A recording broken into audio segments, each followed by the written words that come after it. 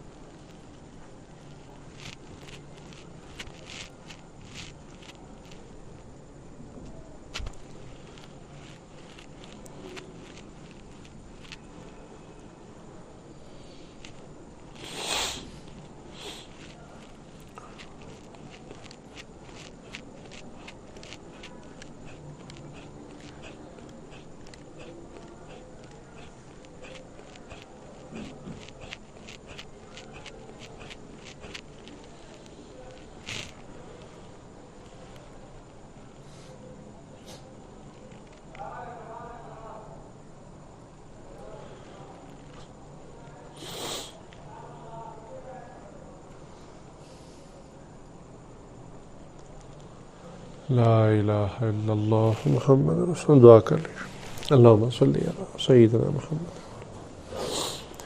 ربنا ظلمنا انفسنا وان لم تغفر لنا ربنا آتنا فی الدنیا حسنۃ۔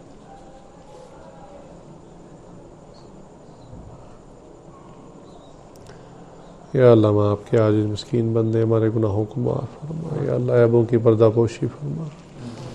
یا اللہ، جتنے گناہ آج تک کی انہیں معاف فرما۔ یا اللہ، آئندہ نیکوکاری پرہیزگاری والی زندگی شروع کرنے کی توفیق عطا۔ یا اللہ، وہ گناہ جو دن میں کیے، جو راتوں میں کیے، معاف فرما۔ وہ گناہ جو محفلوں میں بیٹھ کر کیے، جو تنہائیوں میں چھپ چھپ کر کیے، معاف فرما۔ یا اللہ، وہ گناہ جو یاد ہیں اور جو کر کے بھول گئے، معاف فرما دیجیے۔ یا اللہ، آئندہ ایک سچی سچی ایمانی قرآنی اسلامی زندگی شروع کرنے کی توفیق عطا فرما۔ یا اللہ، کفر سے، شرک سے، بدعات سے، گناہوں سے یا اللہ ہم سب کی حفاظت فرما دیجیے۔ یا اللہ، نیکی تقوی طہارت والی زندگی عطا فرما دیجیے۔ یا اللہ، ہمیں ذکر کثیر کرنے والا بنا دے۔ یا اللہ، اٹھتے چلتے پھرتے بیٹھے لیٹے ہر حال میں یا اللہ اپنا ذکر کرنے والا بنا۔ یا اللہ، اپنی یاد کرنے والا، اپنی فکر کرنے والا بنا۔ اپنے فضل و کرم سے ہمارے گناہوں کو معاف فرما۔ یا اللہ، یہ نوجوان آپ کا نام سننے کے لیے آئے، یا اللہ جس گرمی میں بیٹھ کر انہوں نے آپ کا نام سنا ہے، اس گرمی کو برداشت کیا، یا اللہ اس کے بدلے ہم سب کی یا اللہ قبر کی گرمی کو ختم فرما دیجیے۔ یا اللہ، قبروں کو ٹھنڈا فرما دیجیے، آخرت کی گرمی سے بچا لیجیے، جہنم کی گرمی سے بچا لیجیے۔ یا اللہ، وہ آگ جو گناہوں کی وجہ سے ہم نے اپنے اوپر لازم کر لی، یا اللہ اس آگ سے ہماری حفاظت فرما دیجیے۔ اپنا خصوصی فضل و کرم شامل حال فرما۔ یا اللہ، رزق کی برکتیں عطا فرما۔ یا اللہ، جو نوجوان کاروبار کی طرف سے، رزق کی طرف سے، نوکریوں کی طرف سے پریشان ہے، کشائش والا، عافیت والا، برکت والا حلال رزق کا ذریعہ عطا فرما۔ جو بے اولاد ہیں ان کو نیکوکار اولاد عطا فرما۔ جو صاحب اولاد ہیں ان کی اولاد کو والدین کا فرما بردار بنا، ان کی آنکھوں کی ٹھنڈک بنا۔ جن گھروں میں جوان بچے بچیاں ہیں، والدین کے لیے ان کے رشتے کرنے آسان۔ جن بھائیوں نے، دوستوں نے، مستورات نے دعاؤں کے لیے کہا، یا اللہ ہماری دعاؤں میں نے عطا فرما۔ یا اللہ، اپنے فضل و کرم سے پاکستان پر خصوصی رحم کا معاملہ فرما۔ یا اللہ، موجودہ حالات کو عافیت سے بدل دیجیے، عافیت سے بدل دیجیے۔ ملک میں ہر قسم کی انار کی فتنہ فساد کی فضا کو ختم فرما کر امن کی فضا کو یا اللہ نافذ فرما دیجیے، خیر کے فیصلے کرنے کی توفیق عطا فرما۔ جن بھائیوں نے دوستوں نے مسرات نے دعاؤں کے لیے کہا یا کہنا چاہتے تھے نہیں کہہ سکے، ہماری دعاؤں میں حصہ عطا فرما۔ حاضرین مجلس یا اللہ جس کے دل میں جو نیک تمنا ہے محض اپنے فضل و کرم سے سب کے دلوں کی نیک مرادوں کو پورا فرما۔ وصلی اللہ تعالی علی خیر خلق محمد و آلہ و صحابہ اجمعین، آمین برحمتک یا ارحم۔